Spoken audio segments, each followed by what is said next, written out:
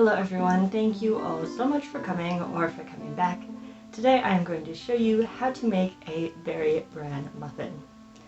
Now these muffins sort of go by a few different names. I've heard them called morning glory muffins and birdseed muffins. I like to call them berry bran muffins just because I think it sort of explains a little more what is inside of them.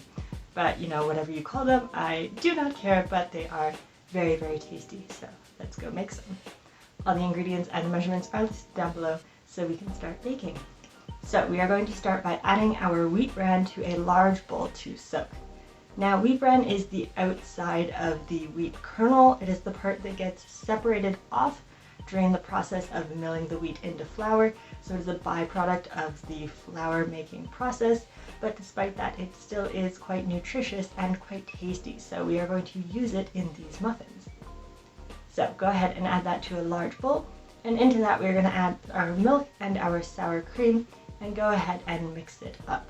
We're just sort of looking to get this nice and saturated and coated. We're going to leave it to soak and sort of soften up for about 10 minutes before we start using it.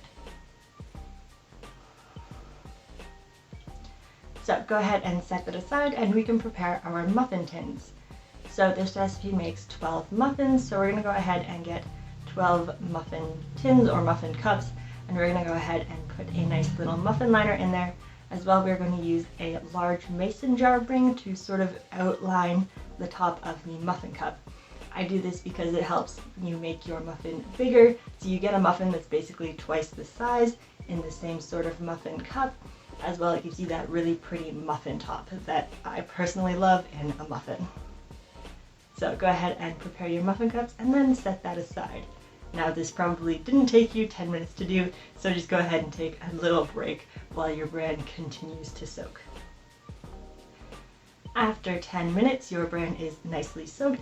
You can come back and it will look exactly the same, but it will be a little bit softer. So now we are going to add our wet ingredients to this and mix it up once more. So starting with our oil, our brown sugar, and our 2 eggs, which you're just going to go ahead and crack into there. And we're just going to go ahead and mix this up. Make sure to crack those eggs and then stir it together until it is all completely combined. Now we're going to add our dry ingredients. So our flour, baking soda, baking powder, and our salt. Go ahead and add that in and we're going to mix it once again. Now here we're just going to mix it until it is about 75 to 80% incorporated. Don't bother mixing in all the flour just yet because we are going to add our inclusions. So here I am adding some cranberries as well as some blueberries. My cranberries are fresh and my blueberries are frozen because that's just sort of the harvest season that we're in. We've got fresh cranberries but frozen blueberries. So go ahead and mix those together until it is completely combined, and at this point your flour should end up being completely combined too. Now we are going to go ahead and portion these out into the muffin cups that we prepared earlier.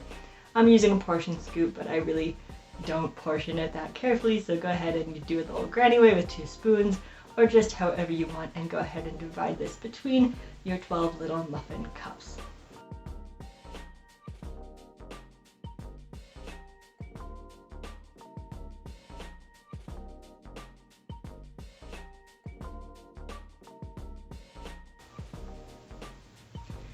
Now, just before baking, we're going to add some sort of topping to our muffins. Now, my preferred topping is pumpkin seeds and sunflower seeds. This time I didn't happen to have any sunflower seeds on hand, but it's really easy to swap them out. I really like anything sort of crunchy. So here I went for some pecans as well as some sesame seeds because why not, I suppose. And we're just going to go ahead and put those on top of our muffins. You don't have to measure at all for this, it's really just up to you.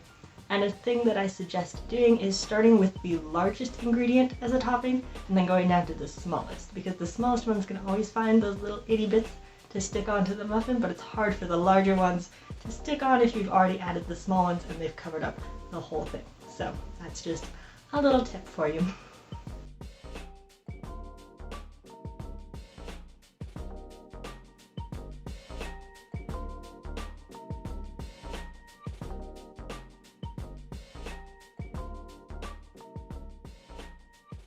So go ahead and put those on top of your muffins, and then your muffins can go into the oven at 450 degrees Fahrenheit for 15 minutes.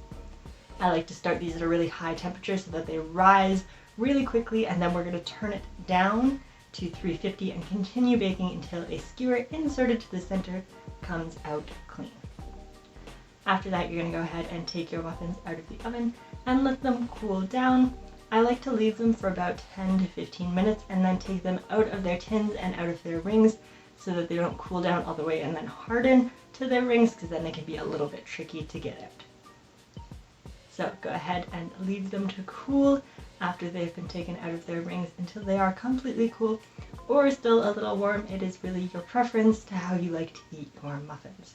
And here are our finished Bran berry muffins. These are such a tasty muffin. I love these muffins so much. They are so nice and moist, and I know that Bran muffins sort of get a reputation of being like an older person muffin because they've got all these health things associated with them and fiber and like digestive things, but I honestly just love Bran muffins so much. They are so tasty, and the cranberries in here give them a nice sort of like tart, sour hop of brightness.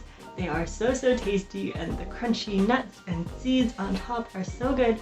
I definitely like the pecans, so that might be something I continue doing. Not sure the sesame seeds added too much to this, but I didn't really think they would anyways. But either way, I hope you make these, I hope you enjoy, and I will see you next time.